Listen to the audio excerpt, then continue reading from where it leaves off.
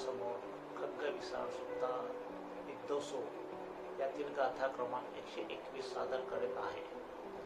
सदर गाथा ही बुद्धाच्या शिकवणीशी निगडीत आहे.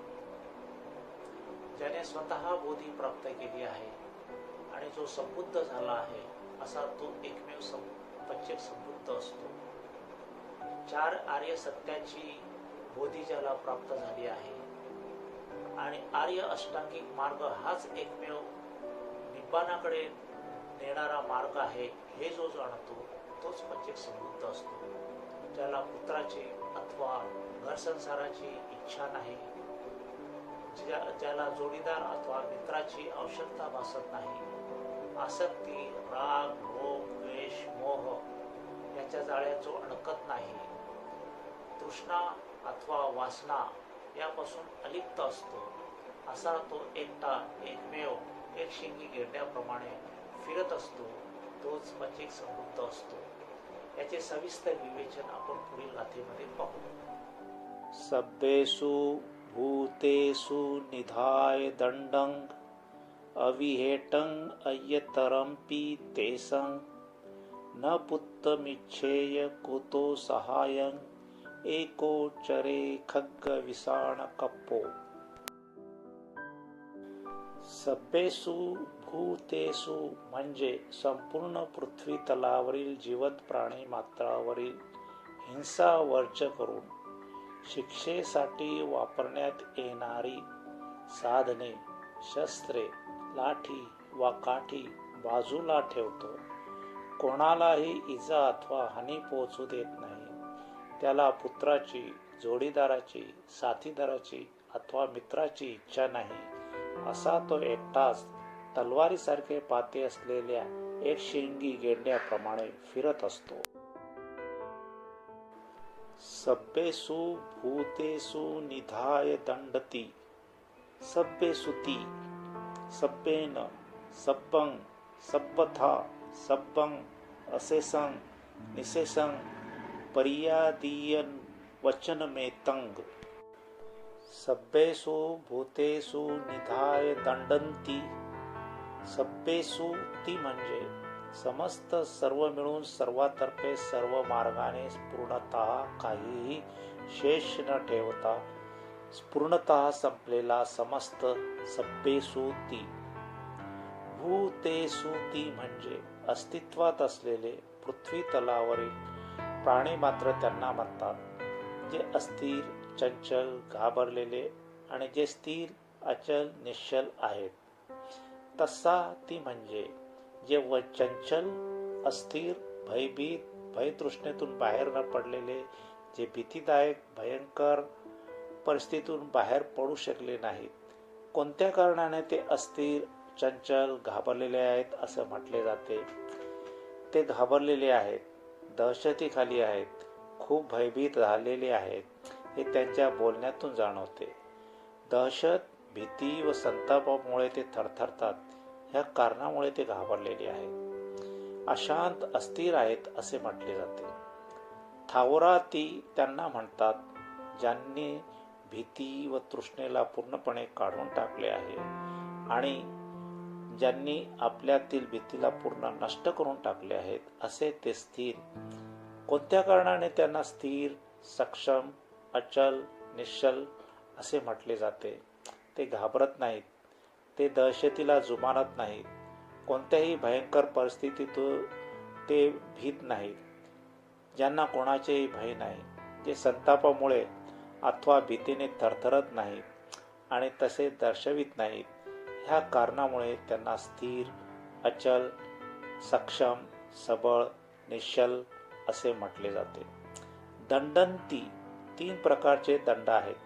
शारीरिक दंड, वाचिक दंड, मानसिक दंड. शारीरिक दंड हे 3 प्रकारचे आहेत.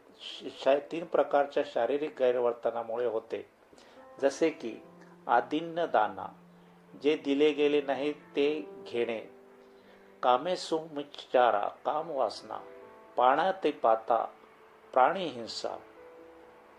वाचिक दंड हे 4 प्रकारच्या शाब्दिक गैरवर्तनामुळे होते, जसे की फरूस वाचा, पिसूण वाचा, संपलापा व मुसावादा. मानसिक दंड हे 3 प्रकारच्या मानसिक गैरवर्तनामुळे होते, जसे की अविद्या अज्ञान, व्यापाद द्वेष, मिच्छादिट्ठी चुकीचा दृष्टिकोन. सभ्येषु भूतेषु निधाय दंडंती म्हणजे भूतलावरील सर्व प्राणी मात्राद्वारे होणारे गैरवर्तन बाजूला सारणे, बाजूला ठेवणे. अविहेटं अय्यतरंपि तेसंती एकमेकंपि. अविहेटं अय्यतरती तेसंती म्हणजे अन्य कोणत्याही प्राणी मात्राला हाताने अथवा मातीच्या ढेकळाने अथवा दंडुक्याने अथवा शस्त्राने अथवा साखळदंडाने अथवा दोरखंडाने हानी करत नाही, इजा करत नाही किंवा उपद्रव करत नाही. सर्व प्रकारच्या प्राणी मात्राला हाताने अथवा मातीच्या ढेकळाने अथवा दांडुक्याने अथवा शस्त्राने अथवा साखळदंडाने अथवा दोरखंडाने हानी वा इजा करत नाही किंवा उपद्रव देत नाही, अन्य कोणताही उपद्रव करत नाही. न पुत्तो मिच्छेय कुतो सहायंती नाती पटी खेप्पो पुत्ताती चक्तारो पुत्ता. न तो पुत्राची इच्छा करतो, ना त्याला कोणत्या जोडीदाराची, सहायकाची किंवा साथीदाराची वा मित्राची गरज भासते. पुत्र 4 प्रकारचे असतात. स्वतःचा पुत्र, ज्याचे पालकत्व स्वीकारले आहे असा पुत्र, दत्तक पुत्र आणि शिष्याला पुत्रवत मानणे म्हणजे शिष्यपुत्र. सहाय्यती म्हणजे सहाय्यक, साथीदार वा मित्र, ज्याचे आगमन सुखकारक असते, ज्याचे जाणे सुखकारक असते, ज्याचे येणे जाणे सुखकारक असते, ज्याचे उठणे सुखकारक, ज्याचे बसणे सुखकारक, ज्याचे झोपणे सुखकारक, ज्याचे बोलणे सुखकारक, त्यासोबत बोलणे सुखकारक, ज्यांच्याशी सल्लामसलत करणे सुखकारक असते. न तो पुत्राची इच्छा करतो, ना त्याला कोणत्या जोडीदाराची, सहाय्यकाची किंवा साथीदाराची वा मित्राची गरज भासते. न तो कशात राहतो, ना कोणती अभिलाषा बाळगतो, न अप्राप्य गोष्टीची इच्छा करतो, ना ते प्राप्त करण्यासाठी कष्ट घेतो. साथीदार मित्र असले की ते एकमेकांना भेटतात, एकमेकात रमतात, एकमेकाकडून अपेक्षा बाळगतात, अभिलाषा करतात, अप्राप्य गोष्टीची इच्छा करून ते मिळवण्यासाठी प्रयत्न करतात. मित्र, जोडीदार, साथीदार हे पूर्णपणे एकमेकाशी सहमत, समर्पित असे ते सहाय्यक असतात. म्हणून तो न पुत्राची ना साथीदाराची इच्छा करतो. एकोचरे खग्ग विसाण कपोती. एकटाच फिरतो तलवारीसारखे शिंगे असणाऱ्या गेंड्याप्रमाणे. एको म्हणजे पच्चेक संबुद्धो, ज्यास बोधी प्राप्त झाले आहे असा, जो विरक्त होऊन एकटा संन्यस्त जीवनाचा अंगीकार करतो. सोबतीला कोणीही नाही असा तो एकटा. ज्याने तृष्णा आसक्तीला हद्दपार केली आहे असा तो एकटा. जो वासना विरहित आहे असा तो एकटा. जो क्रोधापासून मुक्त आहे असा तो एकटा. जो कोणत्याही भ्रमात राहत नाही असा तो एकटा. जो दागरहित आहे असा तो एकटा. जो एकाच मार्गावर आपले ध्येय साधण्यासाठी चालत राहतो असा तो एकटा. ज्यास कोणीही विरोध करू शकत नाही अशी बोधी ज्याने स्वतः प्राप्त केले आहे असा तो एकटा. कथं सो पचेक संबुद्धो पब्बचा संखातेन एको. ज्याने स्वतः बोधी प्राप्त करून घेतले आहे, ज्याने संन्यस्त जीवनाचा अंगीकार केला आहे, असा तो पचेक संबुद्धो एकटा कसा? संबोधी प्राप्त झालेला असा तो, ज्याने गृहस्थाश्रम त्यागून तो अडथळा नष्ट केला आहे. जसा पुत्र व पत्नी यांचा अडथळा, नातेवाईक आणि मित्र, जोडीदार, साथीदार यांचा अडथळा पार करून, डोक्यावरील केस व दाढी यांचे वपन करून, भगवे वस्त्र परिधान करून, घर सोडून बेघर होणारा, जवळ काहीही न बाळगता एकटाच फिरणारा, राहणारा, पुढे पुढे जात राहणारा, मार्गक्रमण करीत राहणारा, स्वतःचे रक्षण करणारा, पुढे पुढे चालत राहणारा, अशा प्रकारे ज्याने समस्त जीवनाचा अंगीकार केला आहे असा तो स्वतः बोधी प्राप्त करून घेतलेला पचेक संबुद्धो एकटाच आहे असे म्हटले जाते. कथं सो पचेक संबुद्धो अद्वितीय ठेन एको. ज्याने स्वतः बोधी प्राप्त केली आहे असा तो पचेक संबुद्धो, ज्याला कोणताही जोडीदार मित्र साथीदार नाही, त्याला एकटा कसं म्हणायचं? जो भिक्खू सारखा आहे एकटाच. तो अरण्यातील अति दुर्गम भागात वास्तव्य करतो, कारण तिथे एकदम कमी आवाज आहे, बोलणे नाही, एकांत आहे. जिथे मनुष्याची बाधा नाही, निर्जन वासासाठी असे ते अनुकूल ठिकाण आहे. तिथे तो एकटाच राहतो, एकटाच जातो, फिरतो, उठतो, बसतो, झोपतो. भिक्षेसाठी एकटाच गावात जातो, वापस येतो. एकटाच एकांतात साधना करतो. चालताना, उठताना, बसताना, येताना, जाताना, फिरताना एकटाच साधना करतो. स्वतःचेही रक्षण करतो. अशा प्रकारे स्वतः बोधी प्राप्त करून घेतलेला असा तो पच्चेक संबुद्धो, ज्याला कोणताही जोडीदार साथीदार मित्र नाही असा तो एकटा असतो. कथं सो पचेक संबुद्धो तण्हायत पहान ठेन एको. असा तो पचेक संबुद्धो, ज्याने तृष्णेचा पूर्णतः प्रतिबंध केला आहे, तो एकटा कसा? जोडीदार साथीदार मित्र यांच्याशिवाय एकटाच राहतो. सतत सावध सतर्क व जागृत असतो. एकटेच राहण्याची त्याची दुर्दम्य इच्छाशक्ती असते. दुष्ट शक्तीच्या सैन्याचा प्रतिकार करून त्यांचा नाश करतो. निष्काळजीपणाच्या साथीदाराचा पूर्णपणे नायनाट करतो. दूर जाऊन स्वतःची सुटका करून घेतो. तृष्णेचा संपूर्ण नाश करून तिच्या सापळ्यातून स्वतःची अलगदपणे सुटका करून घेतो व तृष्णेच्या बंधनातून मुक्त होतो. तण्हा द्वितीयो पुरुषो दीर्घमध्यान संसरंग. ज्या व्यक्तीची साथीदार तृष्णा आसक्ती आहे ती दीर्घकाळ सोबत राहते. या जगात ही व अन्य जगात ही ती आसक्ती नित्य सोबत भटकत राहते. तृष्णा आसक्ती दुःखाला कारणीभूत आहे असे कळल्यावर भिक्खू तृष्णेशिवाय आसक्तीशिवाय सती व प्रज्ञेत राहतो. अशा प्रकारे स्वतः बोधी प्राप्त केलेला पच्चेक संबुद्धो तृष्णा आसक्तीचा नाश करून एकटाच राहतो. कथं सो पचेक संबुद्धो एकंत वित रागोती एको. असा तो पच्चेक संबुद्धो, ज्याने स्वतः बोधी प्राप्त केली आहे, अखंडपणे वासनेपासून अलिप्त एकटा कसा राहतो? राग मोहाचा नाश करून तो वासनेपासून अलिप्त असतो, म्हणून तो एकटा असतो. द्वेषाचा नाश करून द्वेषापासून अलिप्त होतो, म्हणून तो एकटा असतो. मोहाचा नाश करून मोहापासून अलिप्त होतो, म्हणून तो एकटा असतो. क्लेशाचा नाश करून क्लेशापासून अलिप्त होतो, म्हणून तो एकटा असतो. अशा प्रकारे स्वतः बोधी प्राप्त केलेला पच्चेक संबुद्धो अखंडपणे वासनेपासून अलिप्त राहतो, म्हणून तो एकटा असतो.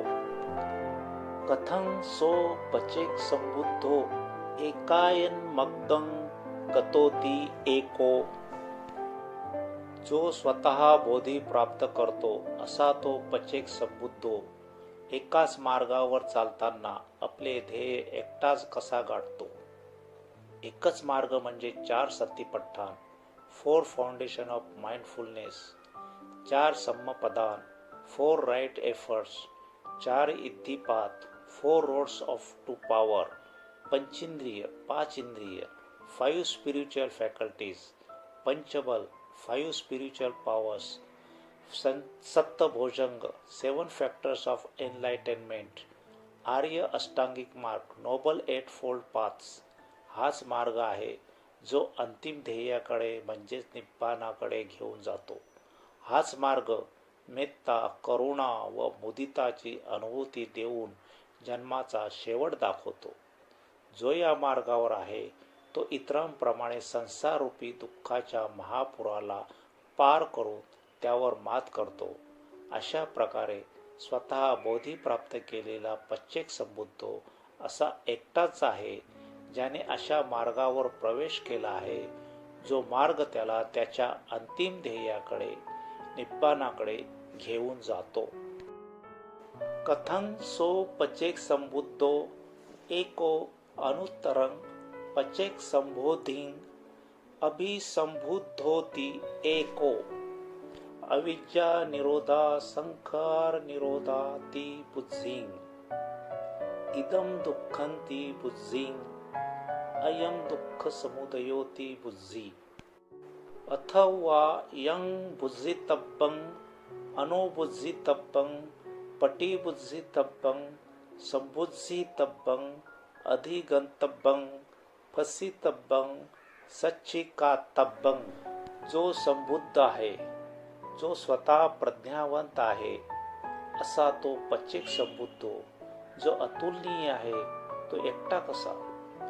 बोधिसत्व झाल्यामुळे 4 मार्गाच्या ज्ञानाची प्रचिती येते, 4 इंद्रियाची प्रज्ञा जागृत होते, 5 बालाचे ज्ञान प्राप्त होते, नामरूपाचे अन्वेषण धम्मविषय संबोधन जागृत होते, परीक्षण, आत्ममंथन, आत्मविश्लेषण, आत्मसंशोधन, विपස්සना, समाधीचे परीक्षण, विमर्शा हे प्रज्ञेमुळे होते. स्वतः संबोधी प्राप्त केलेला पच्चेक संबुद्धो ह्या मार्गाने प्रज्ञेने जाणतो. सर्व प्रकारचे कर्मसंस्कार, संखार अनित्य आहे हे तो जाणतो. सर्व कर्मसंस्कार, संखार हे दुःख आहे हे तो जाणतो. सर्व अनित्य आहे हे तो जाणतो. अविद्या पच्चया संखारा, अविद्येच्या कारणामुळे सर्व कर्मसंस्कार उत्पन्न होता हे तो जाणतो. संकार पच्चया वियाण, संखारामुळे संचित संस्काराचा प्रवाह वियाण उत्पन्न होते हे तो जाणतो. वियाण पच्चया नामरूप, वियाणामुळे नामरूप चित्त व शरीरधारा उत्पन्न होते हे तो जाणतो. नामरूप पच्चया सळातन, नामरूपामुळे 6 आयतन, 6 इंद्रिय डोळे, कान, नाक, जीभ, काया, मन उत्पन्न होतात हे तो जाणतो. सळायतन पच्चया फस्सो, 6 आयतनामुळे स्पर्श, 6 इंद्रियाची आपापल्या विषयामुळे होणारे स्पर्श उत्पन्न होतात हे तो जाणतो.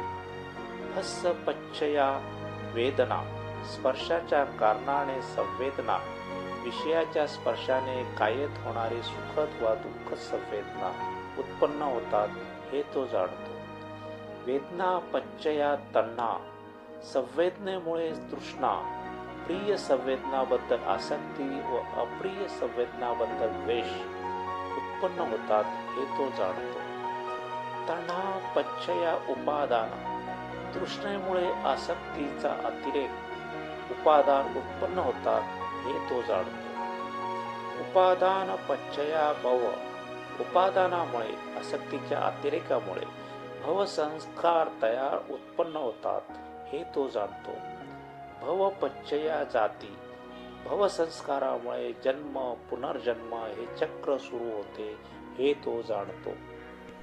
पटिच्च समुपाद प्रतिलोम, अविद्या निरोधा संखार निरोधो, अज्ञानाचा संपूर्ण निरोध केला तर कर्मसंस्काराचा संखार निरोध होतो हे तो जाणतो. संखार निरोधा वियाण निरोधो, कर्मसंस्काराचा निरोध केला तर संचित संस्काराच्या प्रवाहाचा निरोध होतो हे तो जाणतो.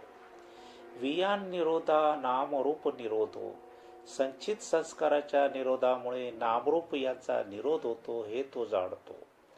नामरूप निरोधा सळायतन निरोधो, नामरूपाचा निरोध केला तर 6 आयतनाचा निरोध होतो हे तो जाणतो. सळायतन निरोधा फस्स निरोधो, 6 आयतनाचा निरोध केला तर स्पर्शाचा निरोध होतो हे तो जाणतो. फस्स निरोधा वेदना निरोधो. स्पर्शाचा निरोध केला तर वेदनाचा निरोध होतो हे तो जाणतो. वेदना निरोधो तण्हा निरोधो. वेदनाचा निरोध झाला तर तृष्णेचा निरोध होतो हे तो जाणतो. तण्हा निरोधा उपादान निरोधो. तृष्णेचा निरोध झाला तर उपादानाचा आसक्ती अतिरेक्याचा निरोध होतो हे तो जाणतो. उपादान निरोधा भव निरोधो. उपादानाचा निरोध झाला तर भवसंसाराचा निरोध होतो हे तो जाणतो. भव निरोधा जाती निरोधो. भवसंसाराचा निरोध झाला तर जन्म पुनर्जन्म यांचा निरोध होतो हे तो जाणतो. जाती निरोधा जरा मरण निरोधा. जन्माचा निरोध झाला तर वृद्धत्व व मृत्यू यांचा निरोध होतो हे तो जाणतो. हे दुःख आहे हे तो जाणतो. दुःखाचे कारण दुःख समुदयो आहे हे तो जाणतो. दुःखाचे निवारण आहे हे तो जाणतो. दुःख निवारण करण्यासाठी मार्ग आहे हे तो जाणतो. हे आसव दूषित विचार आहे हे तो जाणतो. आसव सुद्धा समुदाय आहे हे तो जाणतो. आसवांचा निरोध करता येतो हे तो जाणतो. आसव निरोधाचा मार्ग आहे हे तो जाणतो. हे सत्य समजले पाहिजे हे तो जाणतो. या आसवांचा नायनाट केला पाहिजे हे तो जाणतो. हे सत्य ज्ञात झाले पाहिजे हे तो जाणतो. सहा आयतनाचा स्पर्श आयतनाचा विषय गुणानुसार होतो हे तो ओळखतो. उदय व्यय स्वाद हर्ष हानी नुकसान आगमन प्रस्थान निर्गमन हे सर्व तो जाणतो. पाच उपादान स्कंदाचा होणारा उदय व्यय स्वाद हर्ष हानी नुकसान आगमन प्रस्थान निर्गमन हे त्याने जाणले आहे. चार महाभूते त्यांचे उदय व्यय स्वाद हर्ष हानी नुकसान आगमन प्रस्थान निर्गमन हे त्याने जाणले आहे. जिथे उदय आहे तिथे व्यय आहे. जिथे आरंभ आहे तिथे अंत आहे. या निरोध धम्माचे संपूर्ण ज्ञान त्याला प्राप्त झाले आहे. आता ज्या गोष्टी समजण्यासाठी योग्य आहेत, कळण्यासाठी योग्य आहेत, जाणण्यासाठी योग्य आहेत, पूर्णता माहीत होण्यासाठी योग्य आहेत, प्राप्त करण्यासाठी योग्य आहेत, स्पर्श करण्यासाठी योग्य आहेत, लक्षात ठेवण्यासाठी योग्य आहेत, अशा सर्व गोष्टीचे ज्ञान ज्या संबोधी प्राप्त झाली आहे अशा प्रत्येक संबुद्धास आहे. अशा प्रकारे संबोधी प्राप्त झालेला प्रत्येक संबुद्धो प्रज्ञेत प्रगल्भ असलेला अतुलनीय संबोधी प्राप्त असा एकमेव एकच आहे. चरेती अठ्ठचर्यायो. चरती म्हणजे आचरण. 8 प्रकारच्या चर्या आहेत. इरियापतचर्या,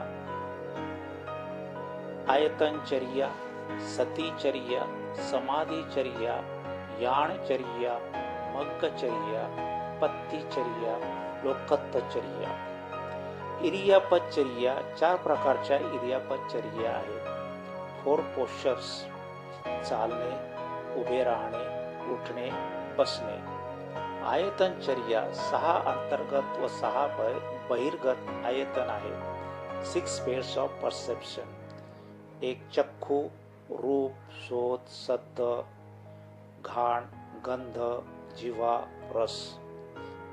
काया, फोटब, स्पर्श, मन, विचार. सतीचर्या 4 सतीपट्टान, 4 फॅक्टर्स ऑफ माइंडफुलनेस. कायानोपासना, चित्तानोपासना, वेदनानोपासना, धम्मानोपासना. समाधीचर्या 4 ध्यान, एक प्रथम ध्यान, द्वितीय ध्यान, तृतीय ध्यान, चतुर्थ ध्यान. याणचर्या 4 आर्य सत्य, 4 नोबल ट्रूथ्स. दुःख दुःख, दुःख समुदया, दुःख निरोध पटिपदा, दुःख निरोध गामिनी पटिपदा. मग्गचर्या 4 आर्य मग्ग, 4 paths to attain higher wisdom. सोतापत्ती मग्ग, सकदागामी मग्ग, अनागामी मग्ग, अरहत मग्ग. पत्तीचर्या 4 श्रमणफल, 4 fruits of the life of recluse. सोतापत्ती फल, सगदागामी फल, अनागामी फल, अर्हत फल. लोकत्थचर्या, ज्यांनी निब्बाण प्राप्त केले आहे असे तथागत, अरहंत, सम्मासंबुद्धाचे शिष्य आणि पच्चेक संबुद्धो. इरियापत आचरण आणि संकल्प संपन्न आचरण, आयतन आचरण व इंद्रिय संरक्षण, सतीचर्या व सावधानता, समाधीचर्या आणि उच्चतर प्रज्ञा, ज्ञानचर्या आणि बुद्धिसंपन्नता, मग्गचर्या आणि सुयोग्य दृष्टिकोन, पत्तीचर्या आणि 4 उच्चतर फल प्राप्ती, लोकत्थचर्या आणि तथागत, अरहंत, सम्मासंबुद्धाचे शिष्य आणि पच्चक संबुद्धो या सर्व 8 चर्या आहेत. या चर्या व्यतिरिक्त अन्य 8 चर्या अजून आहेत. सद्धायचर्या, श्रद्धेच्या मार्गावर आचरण, वीर्यचर्या, शर्थीचे प्रयत्नपूर्वक आचरण, वियाणचर्या, चेतनेच्या संचिताला जाणून केलेले आचरण, समाधीनाचर्या, चित्ताची एकाग्रतेचे आचरण, पय्यायचर्या, प्रज्ञेत सतत कार्यरत राहण्याचे आचरण, विशेषचर्या, जाणीवपूर्वक विशेष प्रकारे कामात स्वतःला स्थिर व स्थित करण्याचे आचरण, सतीचर्या, सतर्क व जागृत सदैव सज्ज असणारे आचरण, 6 आयतनाला अंतर्गत व बहिर्गत योग्य प्रकारे जाणून केलेले आचरण, कुशल धम्मचर्या, कुशल धम्माला जाणून केलेले धर्माचरण, अपरापी अठ्ठचर्यायो. या व्यतिरिक्त अन्य 8 चर्या अजून आहेत.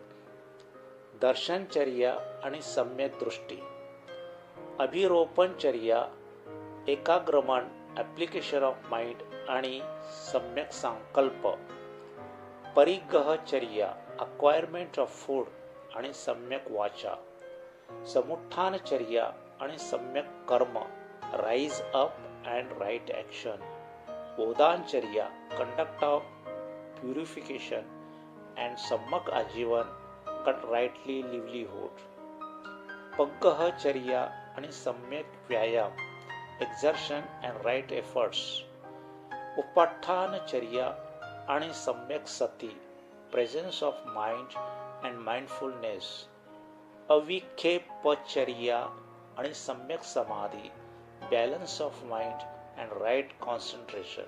अशा ह्या 8 चर्या आहेत.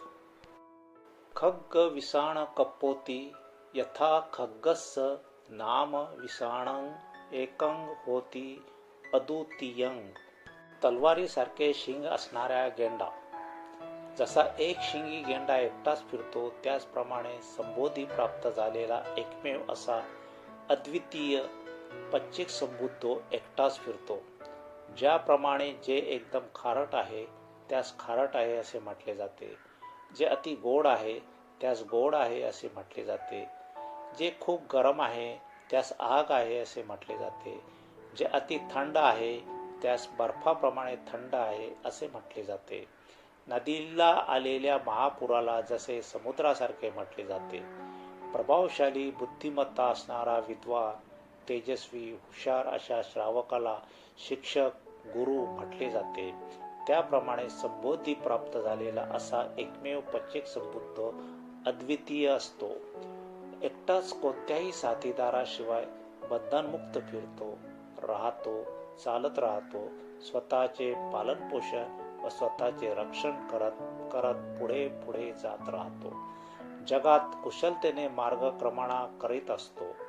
अशा प्रकारे तलवारीसारखे शिंगे असणाऱ्या गेंड्याप्रमाणे एकटाच फिरणारा असा संबोधी प्राप्त झालेला पच्चेक संबुद्धो अकुशल कर्माला शरण गेलेल्या प्राणी मात्राला इजा अथवा हानी नुकसान न करता, पुत्राची कामना न करता, कोणत्याही मित्र, जोडीदार व साथीदाराशिवाय तलवारीसारखे शिंग असणाऱ्या एक शिंगी गेंड्याप्रमाणे एकटाच फिरत असतो.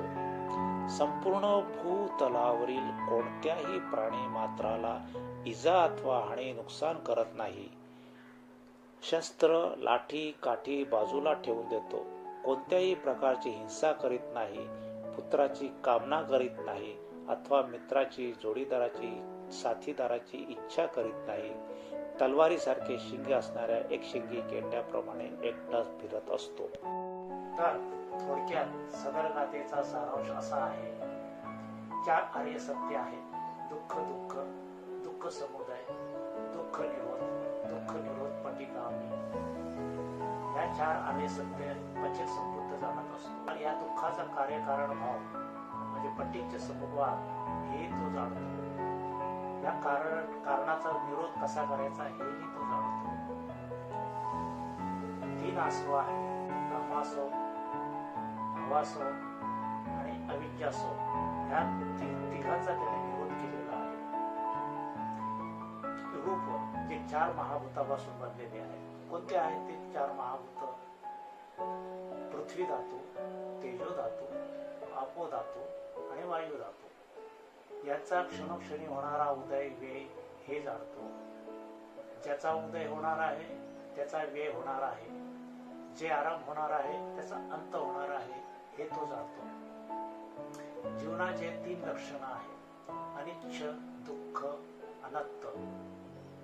4 परमार्थ सत्य चित्त, चेतसिका, रूप आणि निब्बाण हे तो जाणतो. 6 आयतनामध्ये तो निष्णात झालेला आहे. 4 सतीपठणामध्ये तो स्थित आहे. 4 इंद्रियपाद, 4 सम्मपदान, पंचेंद्रिय, पंचबल आणि सत्य भोजनामध्ये तो प्रतिष्ठित झालेला आहे.